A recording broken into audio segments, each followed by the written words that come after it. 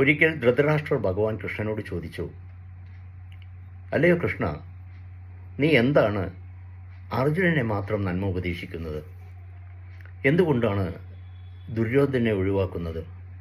വല്ലപ്പോഴുമൊക്കെ ദുര്യോധനെയും ഉപദേശിക്കൂ, അയാൾ ശരിയാവണ്ടേ? ഭഗവാൻ കൃഷ്ണൻ ആദ്യമൊന്ന് ശങ്കിച്ചെങ്കിലും പിന്നീട് സുയോധനൻ്റെ കൊട്ടാരത്തിലേക്ക് പോയി. ദുര്യോധനൻ ശ്രീകൃഷ്ണനെ കണ്ട മാത്രയിൽ തന്നെ പറഞ്ഞു, നോക്കൂ കണ്ണ, ഉപദേശിക്കാനാണ് ഈ വരവെങ്കിൽ വേണ്ട. എനിക്ക് ഏതാണ് ധർമ്മമെന്നും ഏതാണ് അധർമ്മമെന്നും അറിയാം. ഏതാണ് നന്മയെന്നും ഏതാണ് തിന്മയെന്നും എനിക്ക് വിവേചിച്ചറിയാൻ കഴിയും. ഏതാണ് പുണ്യമെന്നും ഏതാണ് പാപമെന്നും എനിക്ക് നന്ന അവഗാഹമുണ്ട്. പക്ഷേ എനിക്ക് എൻ്റേതായിട്ടുള്ളൊരു നിലപാടും ഒരു രീതിയുമുണ്ട്. ഞാൻ അതുമാത്രമേ ചെയ്യൂ.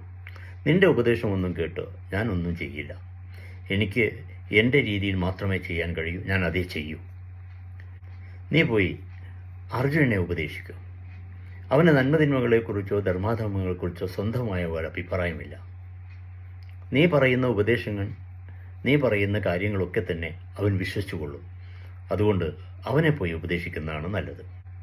ഭഗവാൻ കൃഷ്ണൻ അറിയാം അർജുനൻ സ്വയം സമർപ്പിച്ചവനാണെന്ന്.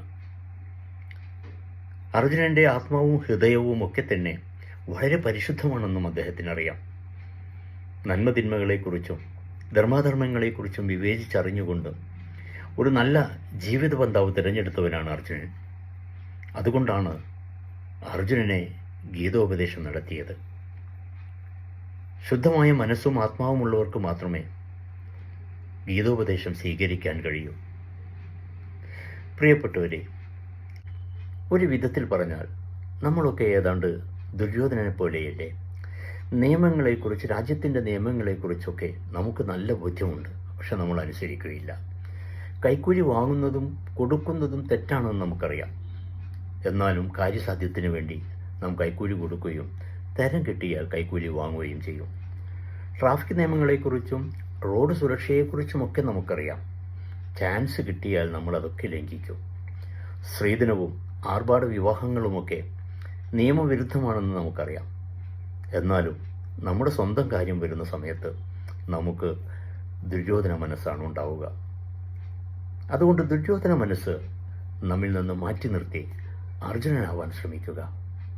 ശുദ്ധമായ ഹൃദയവും ശുദ്ധമായ ആത്മാവും ഉണ്ടെങ്കിൽ മാത്രമാണ് വേദോപദേശങ്ങൾ സ്വീകരിക്കാൻ കഴിയൂ. അങ്ങനെ വന്നാൽ മാത്രമാണ് നന്മയുള്ള ജീവിതം നയിക്കാൻ കഴിയും.